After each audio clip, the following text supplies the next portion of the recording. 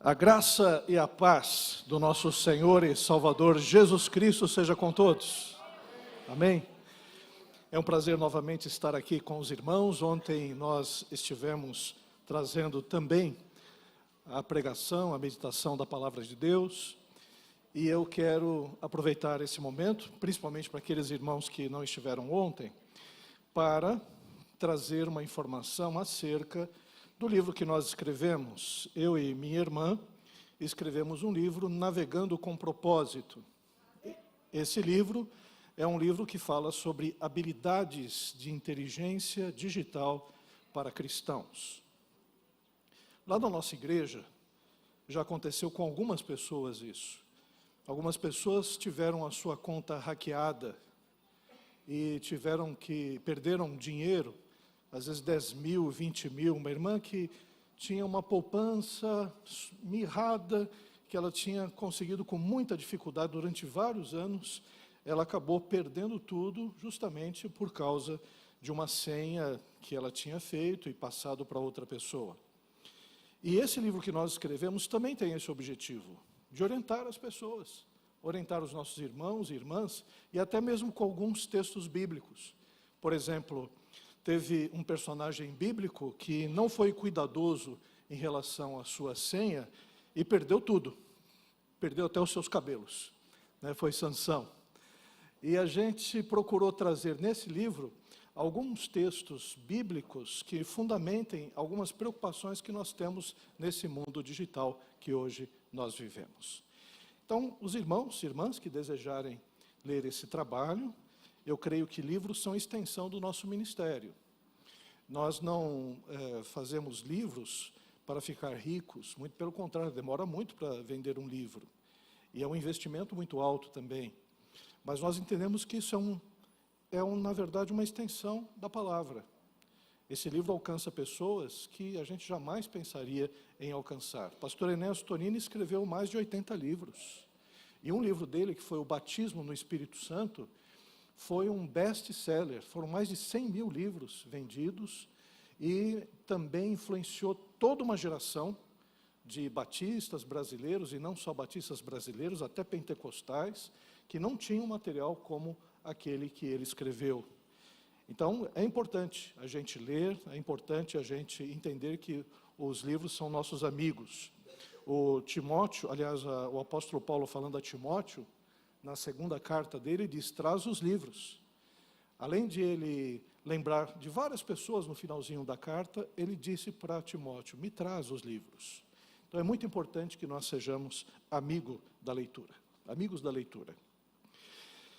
Quero agradecer mais uma vez a confiança dos pastores, pastor Antônio, pastor Marcondes, pastor Francisco, pastor Wilson, né, pastor... e tem tanto pastor aqui nessa igreja, gente.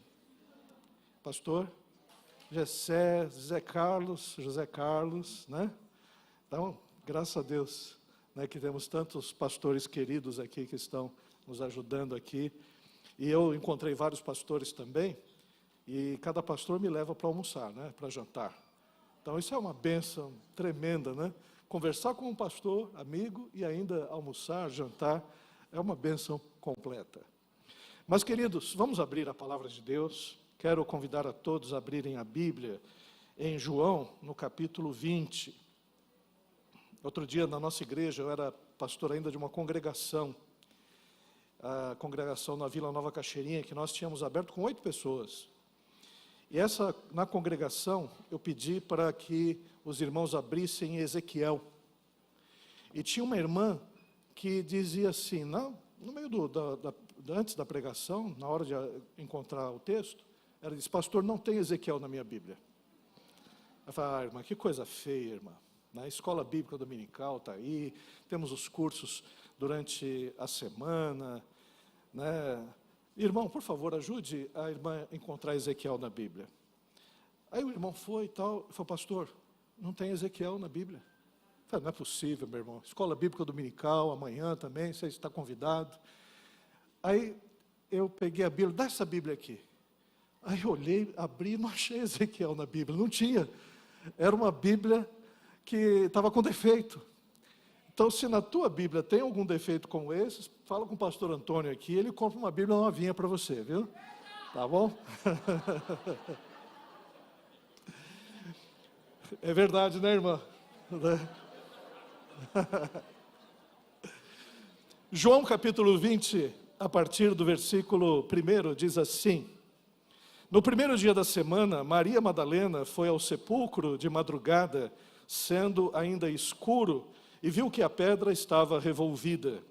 Então correu e foi ter com Simão Pedro e com outro discípulo a quem Jesus amava, e disse-lhes: Tiraram do sepulcro o Senhor, e não sabemos onde o puseram. Saiu, pois, Pedro e o outro discípulo e foram ao sepulcro. E ambos corriam juntos, mas o outro discípulo correu mais depressa do que Pedro e chegou primeiro ao sepulcro. E abaixando-se, viu os lençóis de linho, todavia não entrou. Então Simão Pedro, seguindo, chegou e entrou no sepulcro. Ele também viu os lençóis, e o lenço que estivera sobre a cabeça de Jesus, e que não estava com os lençóis, mas deixado num lugar à parte. Então entrou também o outro discípulo, que chegara primeiro ao sepulcro, e viu, e creu. Pois ainda não tinham compreendido a Escritura, que era necessário ressuscitar ele dentre os mortos. E voltaram os discípulos outra vez para casa. Maria, entretanto, permanecia junto à entrada do túmulo, chorando. Enquanto chorava, abaixou-se e olhou para dentro do túmulo, e viu 2 anjos vestidos de branco, sentados onde o corpo de Jesus fora posto, um à cabeceira e outro aos pés. E então eles lhe perguntaram: Mulher, por que choras? E ela lhes respondeu: Porque levaram o meu Senhor, e não sei onde o puseram. E tendo dito isto, voltou-se para trás e viu Jesus em pé, mas não reconheceu que era Jesus. Perguntou-lhe Jesus: Mulher, por que choras? A quem procuras? E ela, supondo ser ele o jardineiro, respondeu: Senhor, se tu o tiraste, dize-me onde o puseste, e eu o levarei. E disse-lhe Jesus: Maria. E ela, voltando-se, lhe disse em hebraico: Rabone, que quer dizer mestre. E recomendou-lhe Jesus: Não me detenhas, porque ainda não subi para meu Pai, mas vai ter com os meus irmãos e dize-lhes: Subo para meu Pai e vosso Pai, para meu Deus e vosso Deus. E então saiu Maria Madalena, anunciando aos discípulos: Vi o Senhor, e contava que ele lhe dissera estas coisas. Feche os seus olhos, vamos orar. Pai querido, nós queremos te agradecer, Pai, por tudo aquilo que já aconteceu nessa reunião. Te agradecer, Pai, por nós estarmos reunidos nessa manhã, de encontrarmos e falarmos com os nossos queridos amigos e irmãos, de termos essa oportunidade de, juntos, em família, adorar o Teu santo nome. Queremos te agradecer, Pai, pelos louvores, Senhor, que elevaram o nosso coração, a nossa alma, Senhor, para preparar para a mensagem. Te agradecemos, Pai, pela oportunidade de ofertar, Senhor. Te agradecemos, ó Pai, por tudo aquilo, Senhor, que Tu, Senhor, já nos proporcionaste, Senhor, nessa reunião. E agora, Pai, nós te pedimos, agora que nós lemos a Tua palavra, Senhor, que a Tua palavra venha, Senhor, preencher as necessidades do nosso coração. Pai amado, que a Tua palavra venha nos edificar, nos consolar, nos exortar nessa manhã como uma profecia santa, vinda do Teu trono, Senhor.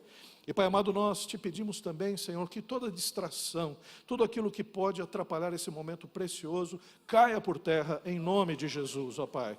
E que todos nós estejamos, Senhor, ligados a Ti, em nome de Jesus, que vive e reina eternamente. Amém, Jesus. Meus queridos irmãos, a vida é marcada biologicamente pela sina da morte. Queiramos ou não, nós caminhamos de uma forma inexorável para o túmulo. Essa é a realidade. Todos nós estamos passando pelo tempo. Aqui, por exemplo, nós temos muitos jovens, e certamente alguns deles entraram, já viram algumas pessoas um pouco mais idosas, talvez até pensaram: olha, essa irmã, ela está acabadinha, né? Olha, esse irmão já dobrou o cabo da Boa Esperança, né? Mas eu quero dizer para esse jovem que pensou assim: você vai chegar lá também, né? O idoso, o velho de hoje é um jovem bem-sucedido, é um jovem que chegou até essa idade. Mas o fato é que todos nós temos essa marca do tempo. Agora, se não bastasse a maldição da morte, que veio por conta do pecado do primeiro casal e nós continuamos pecadores, existe ainda o sofrimento.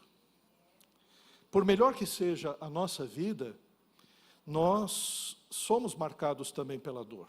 Existem momentos terríveis, momentos complicados, e o final da nossa vida sempre é marcado por dor, por despedida, pelo luto. Agora, esse texto que nós lemos, que é o texto sobre a ressurreição de Cristo, nos enche de esperança. Porque nesse texto, a vida vence a morte. E à medida que esse texto nos enche de esperança, ele nos mostra a solução para a nossa angústia existencial.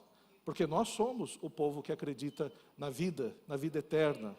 E em Jesus Cristo, aquele que morreu a nossa morte para que nós pudéssemos ter a sua vida. Então nós somos um povo de esperança. Esse texto é um texto maravilhoso que mostra que a vida não acaba na morte. O contexto dessa passagem é conhecido. Já era o terceiro dia após a crucificação de Jesus. Vamos lembrar que a crucificação foi terrível, tenebrosa.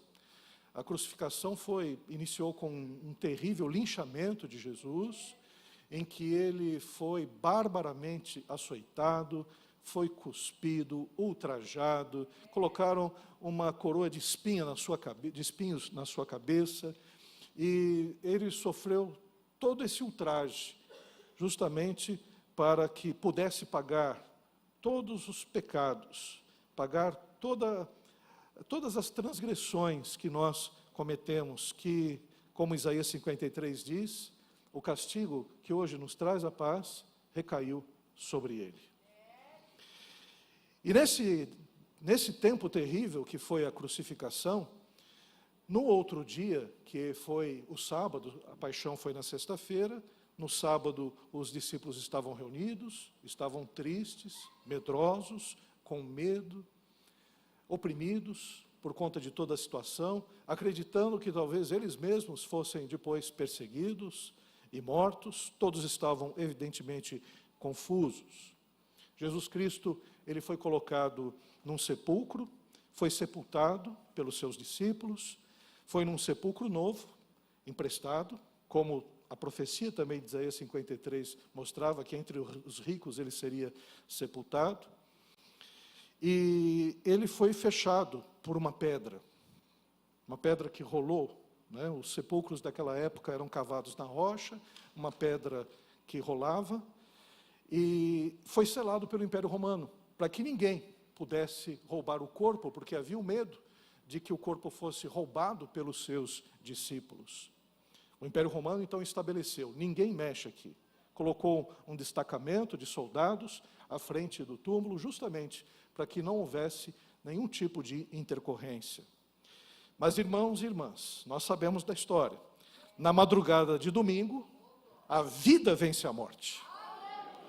O Senhor Jesus ressuscitou, e os discípulos contemplaram os sinais dessa vitória, como nós lemos nesse texto. Glórias ao nome do Senhor Jesus. E eu quero falar justamente sobre isso, porque afinal de contas, nós estamos aqui celebrando a ressurreição de Cristo. Hoje é domingo. Nós nos reunimos no domingo, porque domingo é o dia da ressurreição, é o dia do Senhor, é o dia em que nós comemoramos sempre que Jesus Cristo é vitorioso, que Jesus Cristo, ele venceu a morte, e nós também vencemos. E o que nós podemos ver, primeiramente, é que domingo é dia de vencer os decretos iníquos. Havia o decreto iníquo, que é mostrado no Evangelho de Mateus, a respeito dos romanos, que selaram a pedra do túmulo. Destacaram, como eu disse, um grupo de soldados. Nós podemos perceber que existem decretos iníquos, desde o começo da humanidade até hoje. O inimigo e todos aqueles que se associam a ele tentam deter a obra do Senhor, tentam se colocar como obstáculo. Mas o que nós podemos ver é que todos esses decretos humanos, todos os reinos dessa terra que se levantam, que se colocam como grandes, poderosos, eles caem debaixo da poderosa mão do Senhor Deus. Nós podemos ver na própria imagem da estátua de Daniel, do sonho que ele teve. Aliás, um sonho, né, pastor, que ele nem sabia qual era o sonho. Ele sonhou, se preocupou com o sonho, não lembrava do sonho. E Deus levantou Daniel não somente para interpretar o sonho, mas para dizer qual tinha sido o sonho de Nabucodonosor, para que ninguém tivesse dúvida a respeito do poder de Deus na vida de Daniel, do profeta. E esse sonho é um sonho que chama atenção, porque na verdade aquela estátua representava as nações daquele período, até os dias de hoje. Na cabeça da estátua era evidentemente de ouro, representava a Mesopotâmia, a Babilônia.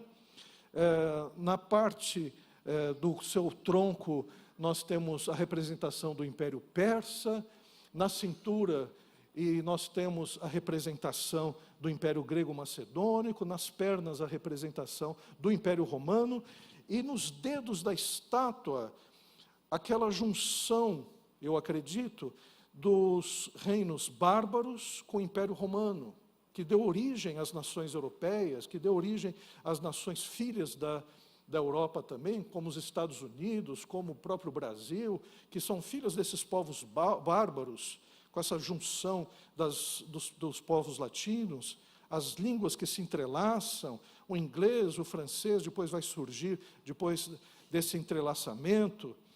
E esses povos também caíram. Quantos reinos depois do Império Romano vieram? Reinos na Idade Média, reinos na Segunda Guerra Mundial. A gente pode até dizer a respeito da Alemanha nazista, também da Cortina de Ferro, do período soviético, e tantos outros impérios, né? Agora se fala muito da queda do Império americano, e se fala muito do Império Chinês, e todos esses impérios, o que nós podemos perceber é que, no final, uma grande rocha vai ser arremetida contra os pés da estátua, contra a base dessa estátua, e todos os impérios ruirão perante o império do Senhor Deus, o reino que vai se estabelecer nesse mundo para a honra e glória do nosso Senhor.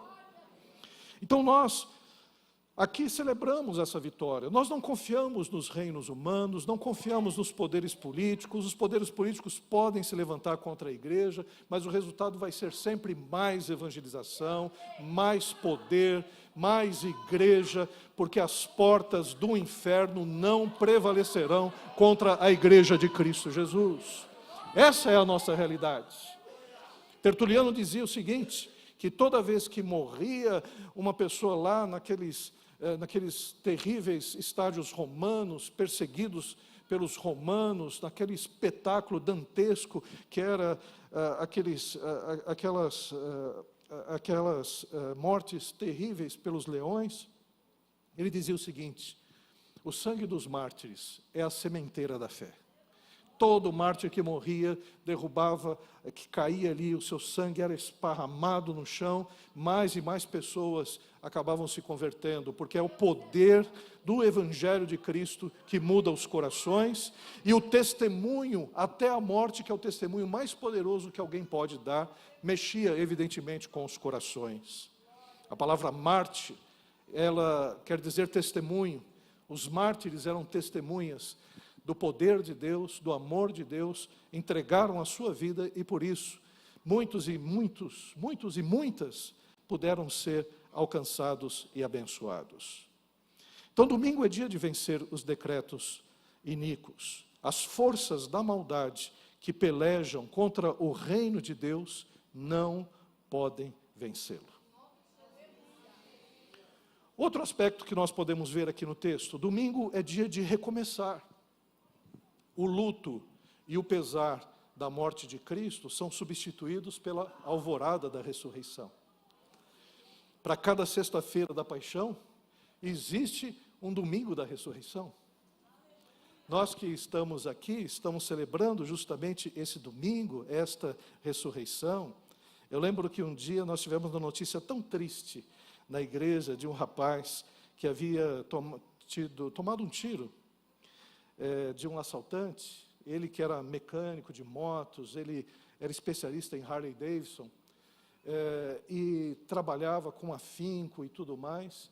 Ele estava na sua moto, não quis entregar a moto para o assaltante, para o bandido, e sofreu, então, com um disparo.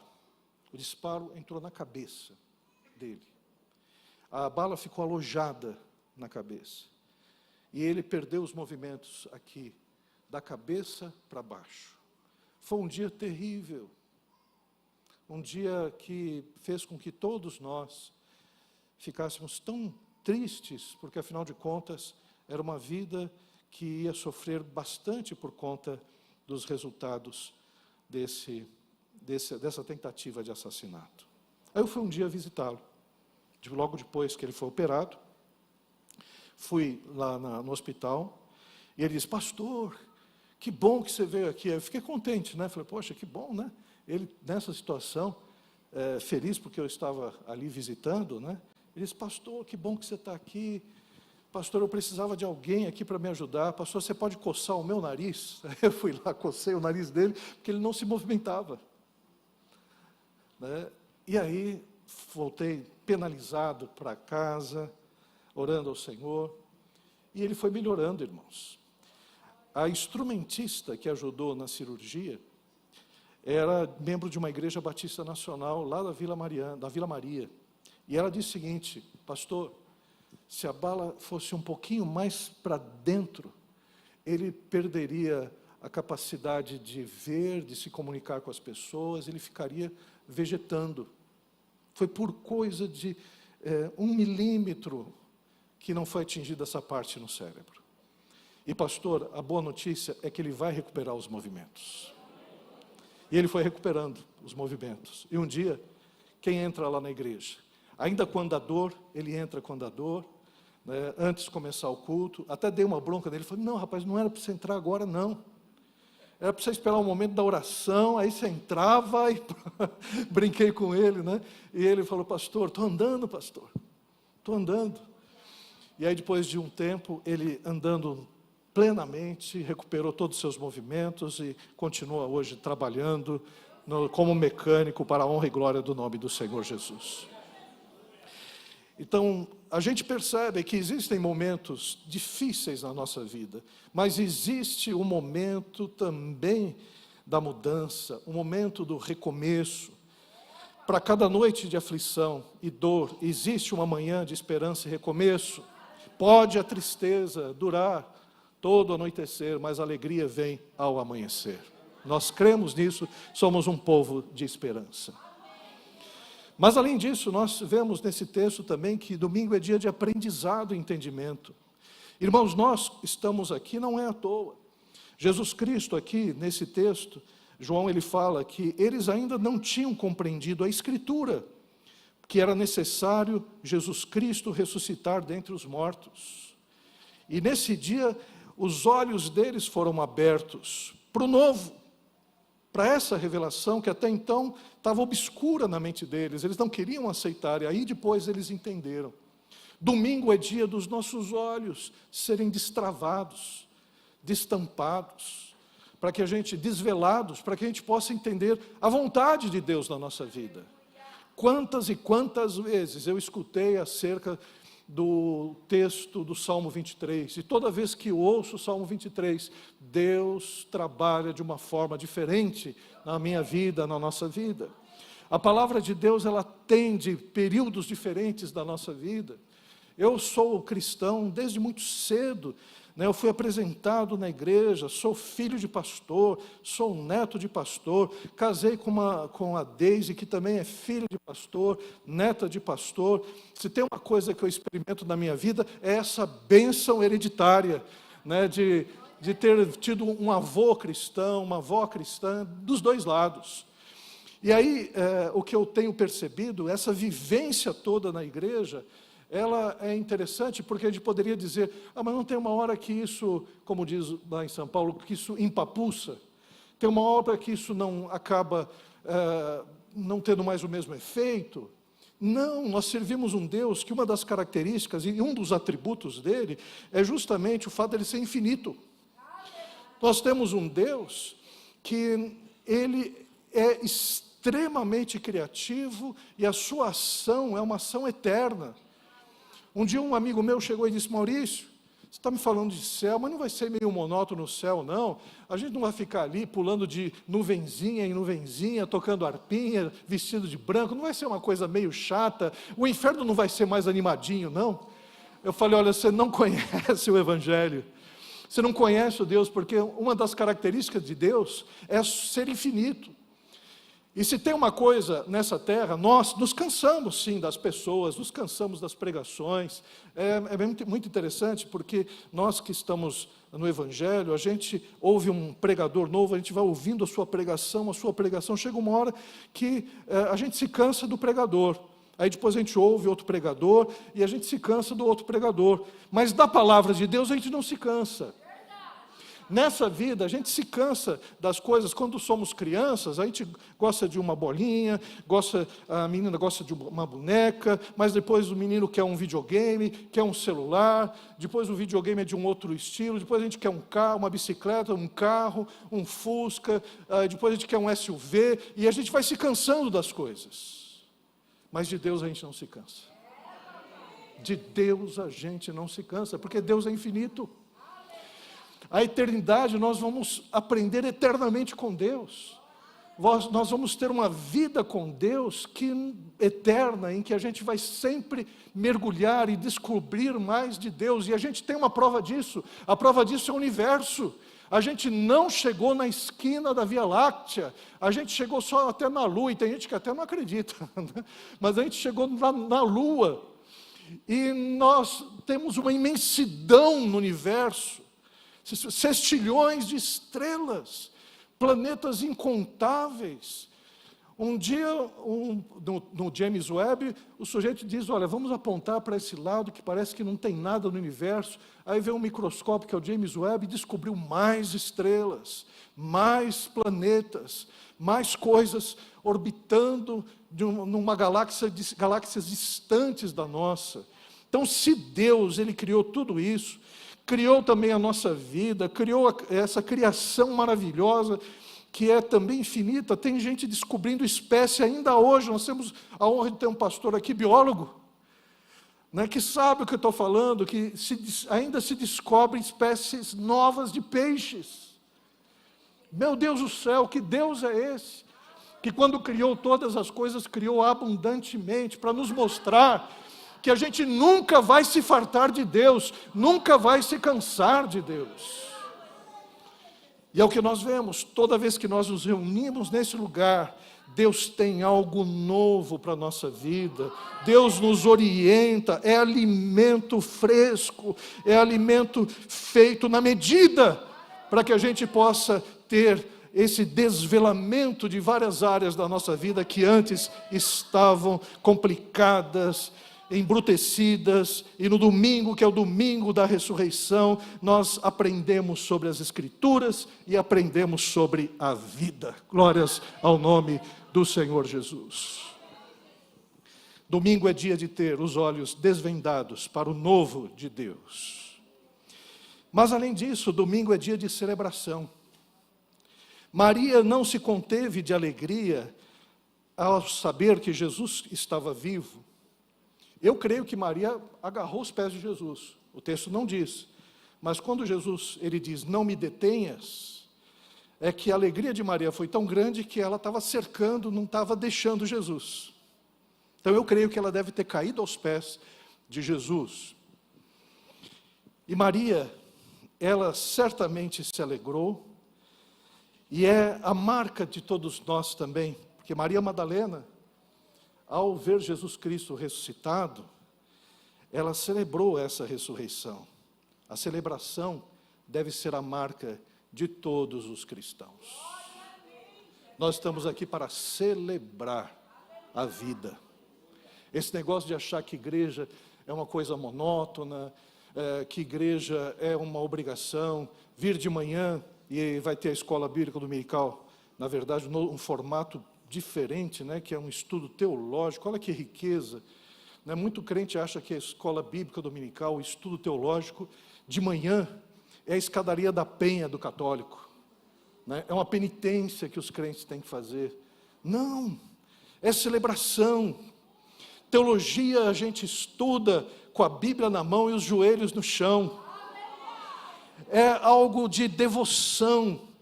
Como é importante a gente estudar as Escrituras e entrar nas Escrituras sagradas e aprender cada vez mais, cavucando essa mina preciosa de pedras preciosas para a nossa vida. E quando nós aqui nos encontramos no domingo, é dia de celebrar, é dia de entrar por essas portas com sorriso, com alegria, é dia de sair daqui também alegre, porque, eu não sei, às vezes alguns cristãos parecem pessoas tão emburradas, vão aos templos com peso no coração, na alma, e deveriam celebrar.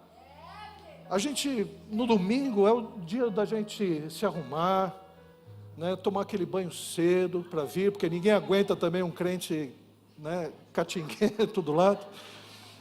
Dia de se arrumar, dia de colocar aquele perfume gostoso. Eu sei que quem tem criança pequena é aquela correria, né? Todo mundo fala com um, fala com o outro, às vezes chega atrasado na igreja. Mas é dia da gente chegar e se preparar. Se preparar, ter aquela expectativa santa do que Deus vai fazer na nossa vida no culto.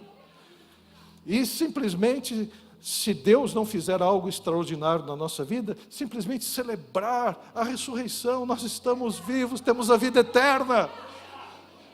Tem uma coisa na vida da gente que a gente esquece. Eu nasci no Evangelho praticamente, mas teve aquele período de desvio, muito pouco que eu tive na minha vida, na adolescência, uns 2, 3 anos, e já serviu para mostrar o que é uma vida sem Deus.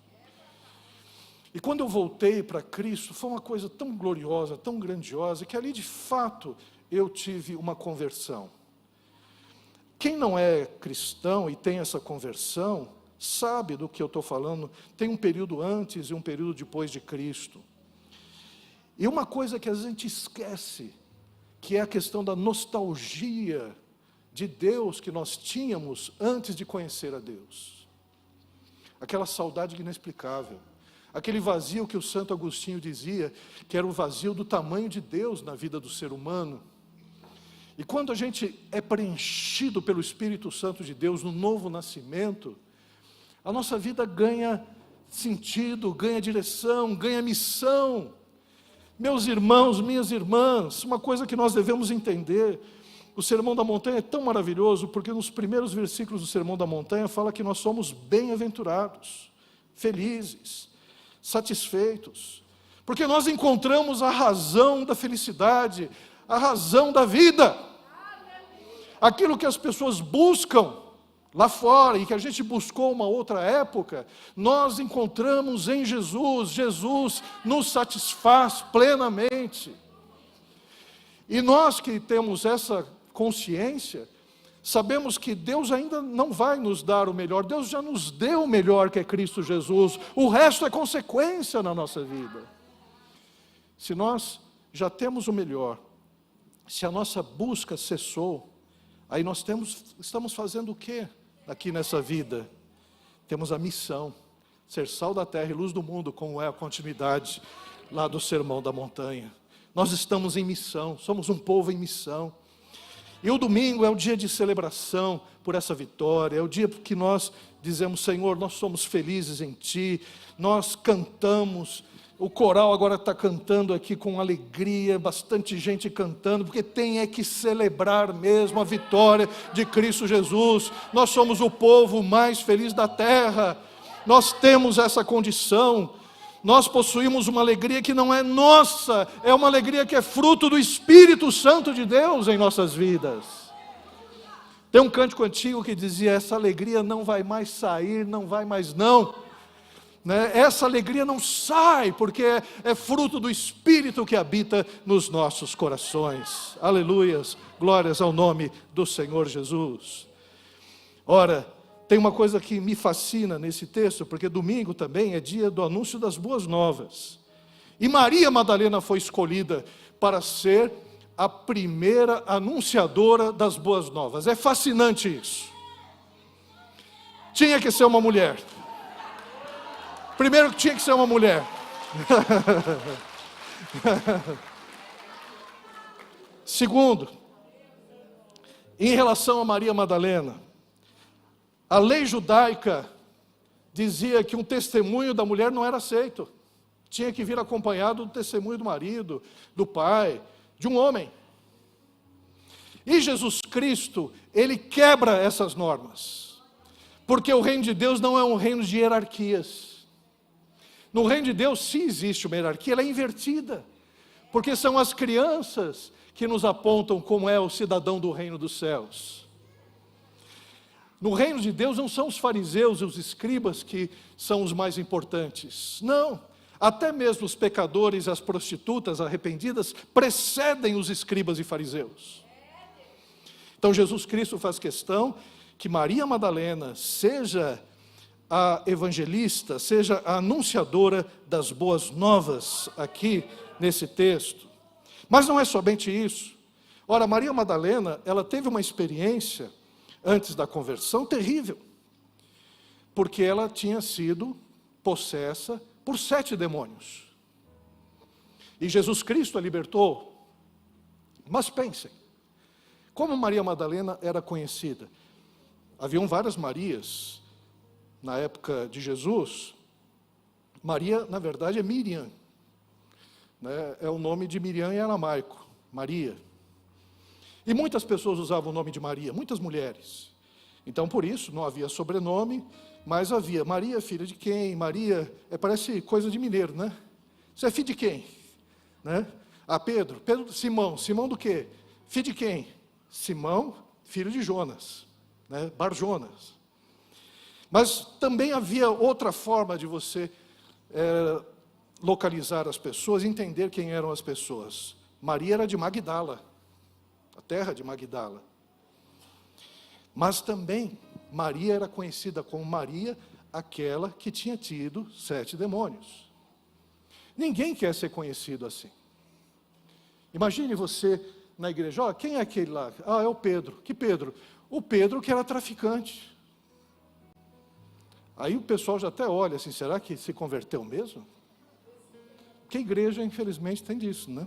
Nós somos assim, nós temos preconceitos. Eu me lembro que quando criança, eu vi uma mulher endemoniada na igreja, fiquei com medo dela. Ela foi liberta, uma santa de Deus.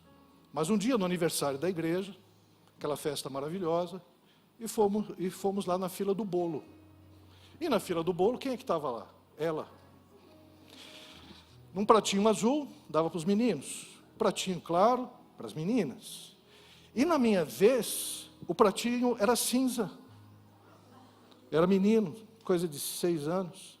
Estava junto com outro também, amigo meu, a gente conversando, olha, aquela que caiu endemoniada na igreja.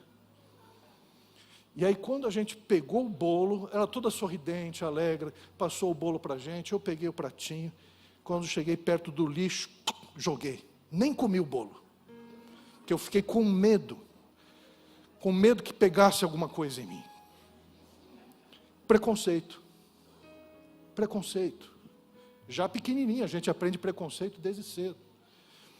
Agora, Maria Madalena, ela que talvez fosse conhecida como aquela possuída por 7 demônios, Jesus reescreve uma nova história na vida dela. Porque a Maria Madalena não seria mais conhecida apenas como aquela que foi liberta por 7 demônios, mas ela ficou conhecida como a Maria Madalena, a testemunha da ressurreição de Cristo Jesus. E é assim que Cristo faz na nossa vida também. Ele reescreve a nossa história, nos dá um motivo diferente para a gente viver, e mostra que aqueles que antes eram pessoas pecadoras, afastadas de Deus, agora são santos de Deus, homens e mulheres, testemunhas da obra poderosa de Cristo Jesus na vida de todos nós, na vida do seu povo. E a Maria Madalena, ela tornou-se então a primeira testemunha da ressurreição. E com alegria ela anunciou a boa nova: Jesus está vivo. Vai e dize para os meus irmãos que eu subo para meu Pai, vosso Pai, para meu Deus e vosso Deus. E Maria foi anunciar. Eu imagino a cena. Maria com aquelas roupas, né, bíblicas, aquele véu, aquelas roupas meio que talares, correndo nas ruas de Jerusalém, sorrindo. Eu imagino até chorando de alegria, para ir anunciar que Jesus Cristo está vivo. A igreja é o povo portador dessa mensagem. Nós não podemos encapsular essa verdade do Evangelho, porque ao sairmos daqui, nós precisamos dizer para as pessoas: Jesus está vivo. Jesus vive na minha vida. Ele me transformou. Não precisa conhecer teologia profundamente, não precisa conhecer a Bíblia profundamente, ter anos de crente, para você poder ser uma testemunha de Cristo Jesus. Claro que a gente depois vai estudando, cada domingo é um dia de aprendizado, mas para testemunhar Jesus, basta apenas ter nascido de novo, e ter essa alegria no coração, de dizer para todos que estão lá fora: Jesus está vivo, Ele transformou a minha vida, Ele habita no meu coração. Que coisa gloriosa isto! Nós somos portadores dessa mensagem poderosa. Nós não podemos deixar de anunciar a Cristo Jesus, que Cristo Jesus, Ele salva o pecador. E eu quero concluir, meus irmãos e irmãs. Tal qual Maria, nós celebramos a vida do nosso Senhor e Salvador Jesus Cristo. Nós estamos aqui para celebrar. Nós temos um testemunho de um Deus vivo e verdadeiro em nossas vidas, que é uma coisa, até a palavra não é tão adequada, mas é apaixonante isso. Apaixonante porque não mexe apenas com a nossa razão, não mexe apenas com o nosso espírito, mexe profundamente com o nosso espírito, mas mexe com as nossas emoções também. Deus nos fez seres que têm corpo, alma e espírito, justamente para a gente adorá-lo em todas essas dimensões. E não somente isso, seres sociais, para que a gente adore com os nossos irmãos, adore juntos ao Senhor Deus. Por isso, meus irmãos, que nós, nesta manhã e para sempre, celebremos e anunciemos a mensagem de salvação do nosso Senhor e Salvador Jesus Cristo. Vamos ficar em pé nesse instante, vamos orar. Glórias a Deus. Eu não sei se existe alguém aqui hoje que ainda não teve a maravilhosa oportunidade de confessar a sua fé em Jesus Cristo como Senhor e Salvador. E hoje é um dia tão perfeito para isso, dia de aniversário da igreja, um dia que vai ficar marcado na nossa existência, um dia que a igreja está cheia de irmãos e irmãs para presenciar esse fato, um dia de você declarar o amor de Cristo Jesus para as pessoas. E eu quero fazer um convite nessa manhã. Se alguém aqui ainda não confessou Jesus Cristo como Senhor e Salvador, mas pastor, por que todo esse protocolo? Irmãos, a questão de você confessar a Jesus Cristo publicamente é porque amor, a gente não fica só no campo das ideias. O nosso amor não é platônico, não é aquele amor distante. O amor cristão é um amor que se entrega. O amor cristão é o amor de Deus Pai entregando o seu Filho para morrer na cruz do Calvário por nós. É um amor sem medida. Aliás, é o amor que a palavra diz, porque Deus amou o mundo de tal maneira. João queria escrever um texto que pudesse representar esse amor de Deus, e não conseguiu. Por isso que ele diz, de tal maneira, que ele não conseguia explicar.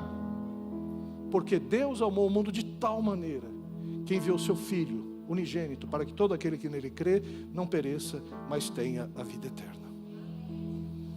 Então Deus entregou o seu Filho. Jesus Cristo se entregou na cruz do Calvário por nós. E nós que estamos aqui, entregamos a nossa vida a Cristo Jesus também. E é tão maravilhoso fazer isso.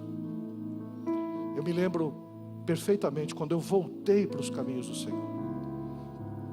Estava numa rodinha de oração na casa dos meus pais. Minha mãe preocupada comigo, porque eu estava longe dos caminhos do Senhor. Ela convidou alguns pastores para fazer um culto lá em casa. E pastor é um sujeito ocupado, mas todos participaram, vários pastores, esposas de pastores. Eu falei para minha mãe que ia sair naquele dia. Ela começou a chorar. Disse: não, filho, fique em casa, pelo menos hoje, participa desse culto de oração. E eu falei para ela: mãe, se a senhora quiser, eu saio de casa. Vou sair de casa, não aguento mais isso. Aí eu vi que ela chorou, falei: bom, não, eu fico. Ia sair nada, ia para onde? Adolescente às vezes gosta de ferir os pais. E eu feri meus pais sem causa nenhuma. Mas aí fiquei. Participei daquela reunião. E a palavra foi tocando meu coração. Foi tocando. Eu comecei a suar da cabeça aos pés. Como se Deus estivesse me lavando.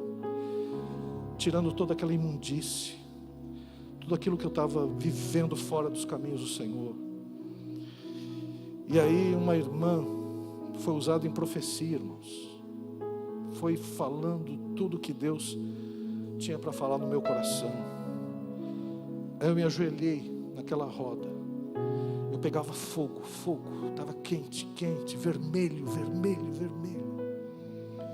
E ali eu voltei para o Senhor Jesus, para nunca mais voltar para o mundo. Para nunca mais. E talvez tenha alguém aqui nessas condições, que está ali meio que afastado, ou muito afastado, né, da fonte da vida que é Deus. E quando a gente fala sobre demonstrar, né, a confissão de fé em Cristo Jesus, é porque o apóstolo Paulo ele mesmo diz: se com tua boca confessares ao Senhor e o coração credes, será salvo. Coração e boca, porque nós testemunhamos a Cristo Jesus. Cristo vive em nós e nós não podemos deter a obra de Cristo Jesus. Então feche os seus olhos. Se tem alguém aqui que gostaria de fazer essa confissão, levanta a sua mão, nós vamos orar pela sua vida. E você vai sair daqui mudado, transformado pelo poder de Deus. Existe alguém? Faça um sinal com a sua mão. Tem alguém aqui hoje, nesta manhã? Existe alguém? Não vou demorar, depois eu vou fazer a outra oração. Mas existe alguém? Você tem essa oportunidade. Não. Tem alguém? Não. Vamos orar por nós mesmos, para que em nós essa alegria do Espírito Santo seja incontida, para que a gente possa sair daqui cheio da presença do Senhor, para anunciar a Jesus Cristo a todos. Levante as suas mãos, vamos orar nesse sentido. Pai querido, aqui, Senhor, nós estamos, ó Pai. Graças a Ti, Senhor, todos nós fomos alcançados pelo Teu Evangelho. Estamos, ó Pai, nessa manhã para celebrar a vida, Senhor. E Pai amado, dessa forma que nós estamos vivendo, com essa alegria que nós temos no nosso coração, Senhor, Pai amado, que nós possamos sair desse lugar, Senhor, levando a mensagem da cruz, a mensagem que salva, a mensagem que transforma, a mensagem que muda os corações, ó Pai. Pai amado, que sejamos envolvidos, ó Pai, pela Tua presença, de tal forma, Senhor, que essa vida cristã, essa vida com Deus, vaze, Senhor, da nossa vida, que ela possa alcançar, Senhor, as pessoas que estão ao nosso redor, que vaze através do nosso testemunho, Senhor, que alcance, Senhor, ó Pai, os nossos irmãos e irmãs, que o Teu Espírito, Senhor, possa, Senhor, alcançar aquelas pessoas e sejamos instrumentos, ó Pai, instrumentos da Tua salvação, Senhor, instrumentos, ó Pai, para levar a Tua mensagem, como Maria Madalena, Senhor, que foi a testemunha da ressurreição, que nós celebramos até hoje, Senhor. Pai amado, faz isso na minha vida, faz isso na vida dos meus irmãos, ó Pai. Senhor, que cada pessoa que nós encontrarmos, ó Pai, nós tenhamos a intenção, Senhor, de demonstrar um pouco do amor de Deus para essas vidas, dos nossos gestos, ó Pai, na nossa gentileza, na nossa forma de falar, na nossa maneira de olhar, Senhor, na nossa maneira de servir, ó Deus, que possamos viver o Evangelho, Senhor, de uma forma integral, Senhor, para a honra e glória, Senhor, do Teu santo nome, Senhor. Faz isso na minha vida, faz isso na vida dos meus irmãos, ó Pai. É o que nós te pedimos, é o que nós oramos, no nome de Jesus, que vive e reina eternamente. Amém, Jesus. Glórias ao nome do Senhor Jesus.